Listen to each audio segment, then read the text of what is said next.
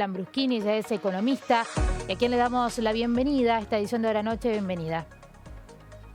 ¿Qué tal? Buenas noches, Evangelina. ¿Cómo Buenas noches. estás? Muy bien. Bueno, en principio, ¿cuáles serían los puntos salientes del anuncio que hizo ayer el presidente Javier Milei?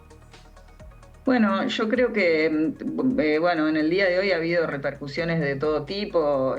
Primero por lo que vos planteabas, la novedad.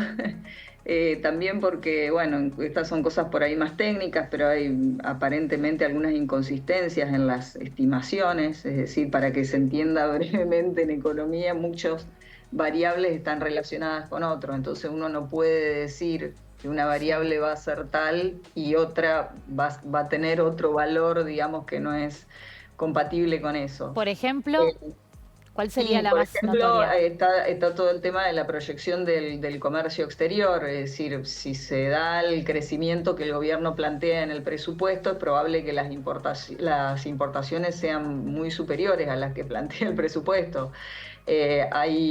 Bueno, ese tipo de cosas.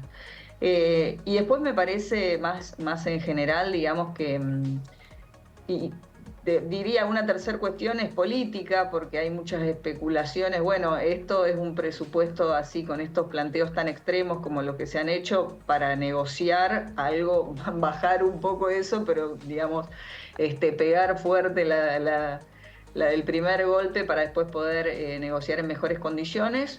O también si es digamos, si es un intento de, bueno, de no obtener el consenso legislativo y por lo tanto continuar con un gobierno que sea puramente, digamos, manejado por el gobierno, por decirlo de alguna manera. Claro, Yo dijo, ¿no? Habló diría, de vetar toda aquella norma que pueda llegar a aprobar el Congreso que afecte a este equilibrio, ¿no? Que plantea como algo innegociable. sí, sí, eso por supuesto que ya lo demostró con el veto a la ley jubilatoria, que era una ley de muy bajo impacto en términos presupuestarios. Yo creo que acá también, bueno, va a empezar a jugar más la política en relación a todo esto.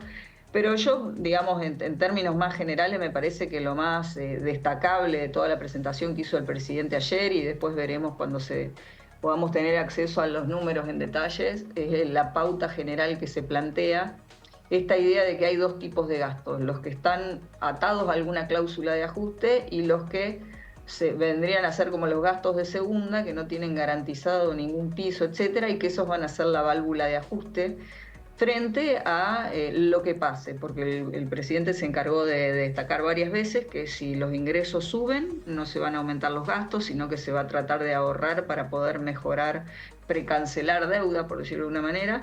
Si los impuestos son menores, se van a ajustar los gastos. Bueno, y para que lo entienda fácilmente la audiencia, Sí.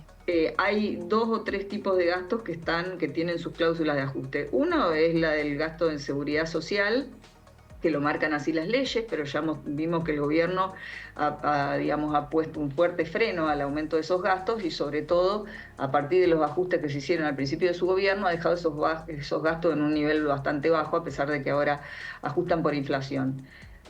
Hay otros gastos que por leyes, digamos, los tendría que hacer, que ha mostrado en los últimos meses alguna evidencia de que está dispuesto a vulnerar esas leyes, hasta ahora sin mayores consecuencias, pero por ejemplo transferencias que afectan a nuestra provincia, como el Fondo Compensador del Transporte o las transferencias a la caja jubilatoria de la provincia. El gobierno, al no hacer las transferencias en tiempo y forma, está afectando leyes que están vigentes, digamos, está vulnerando Ujú. esas normas.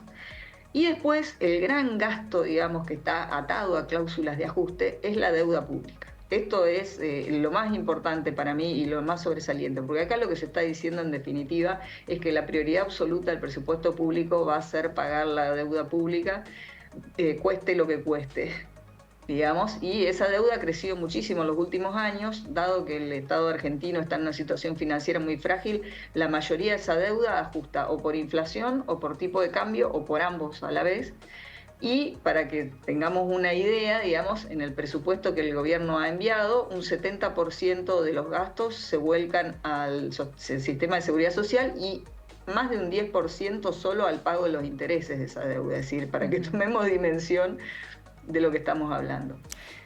Por otro lado, habló de la inflación, ¿no? Que es como el gran objetivo que se plantea también el gobierno nacional, de un 18% para el año 2025. Habitualmente, ¿no? Hemos visto que se plantea en el presupuesto un nivel menor de inflación del que después termina ocurriendo, pero un 18%. ¿Qué significa como pauta, ¿no? de inflación ya para el año que viene? ¿Qué puede implicar esto? Sí, Evangelina, yo diría que más llamativo, digamos, es la pauta de que estando nosotros ya en el mes de septiembre, ya en una inflación hasta el mes de agosto del 94%, se diga que la inflación de acá a fin de año va a ser del 104%, es decir, en los 5 meses que todavía resta contabilizar la inflación tendría que haber una inflación acumulada del 5%, lo cual aparece bastante improbable.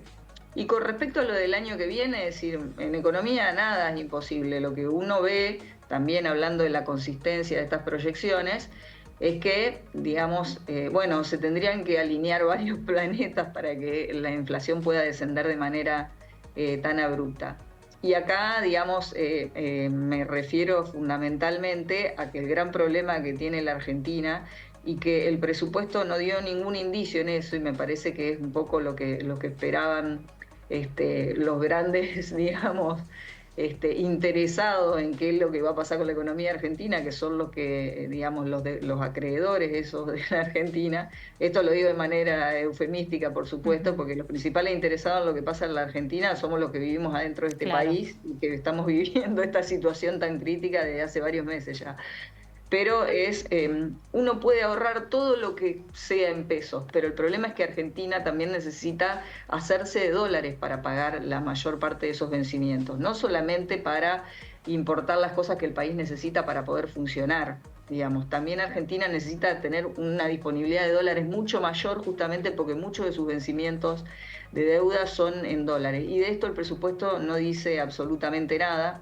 Tampoco se plantea una perspectiva respecto a la evolución del sector externo, del financiamiento en moneda extranjera que pueda dar una pauta de eso, y eso me parece que, digamos, es el gran interrogante que ha abierto la presentación del presupuesto, que ahora se verá, ¿no?, cuando se Claro, el trate detalle. en la comisión qué explicaciones ofrecen las autoridades. Victoria Lambruschini, como siempre, muchísimas gracias por tu análisis. Muchas gracias a ustedes, que tengan buenas noches. Buenas noches.